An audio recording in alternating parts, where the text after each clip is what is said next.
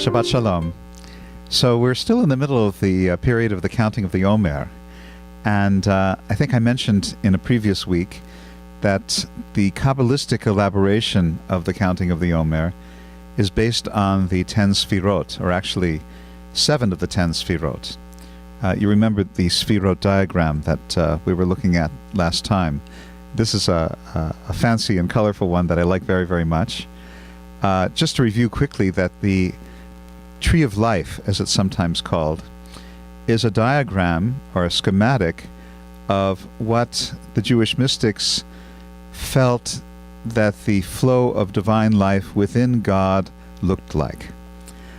Now, it's interesting to speculate what's going on inside of God, but beyond that speculation, it has a very interesting practical implication, because human beings are created in the image of God, and therefore what goes on within God in some way is also what is going on within us human beings. What makes it more interesting is that one affects the other. In other words, God affects the universe, but the universe, particularly the human universe, in turn affects God.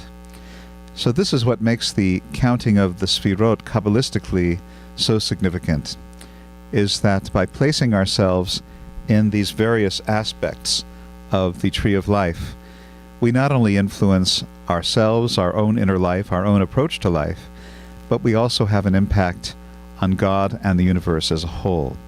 So just to give an example of how this works, this is day 37 today of the counting of the Omer, and that is what is called discernment within Yesod, or foundation.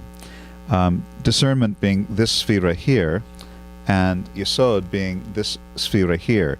So we're actually talking about a pretty advanced stage of the counting, because we started week by week from this sphera here, and so we are 1, 2, 3, 4, 5. We're into the 6th week of the counting, and today is the day of what's called Gvura, or judgment, or discernment, or criticism.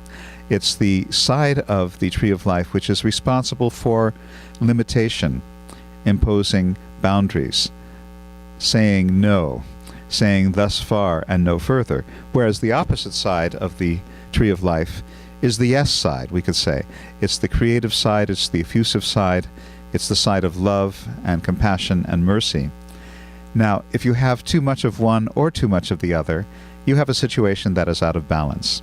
And what's so interesting is that as a human being goes out of balance, so we believe in the Kabbalah that God and the universe similarly go out of balance. So we have this huge responsibility to live balanced lives, and counting the Omer in the way that we do is a way to maintain balance both within ourselves and within God's universe. So I have a little book here called Counting the Omer, written by Rabbi Min Kantrowitz, and this is what she has to say about day 37 of the counting of the Omer. She calls it the path of the Sfirot in our bodies. Building a firm foundation requires strength, whether it is a building or a personal relationship, a community or a spiritual practice. This kind of strength is not just muscle power. The difference between a long-lasting rock wall and a pile of rubble is in the accurate selection and placement of stones and meticulous application of mortar. This is also true in our lives. Using careful discernment, we can build the foundation for a long-lasting marriage, a robust congregation, or a sturdy organization. The traditional morning prayers include blessing God, who makes firm my steps, expressing appreciation to God for girding Israel with strength. This focused strength, or Gvura, flows into Yesod today, providing support for the building of our lives. Gvura Shebi Yesod reminds us to appreciate our skills and adeptness with tools and instruments, whether they are hammers, knitting needles, systems of Talmudic discourse, or other implements.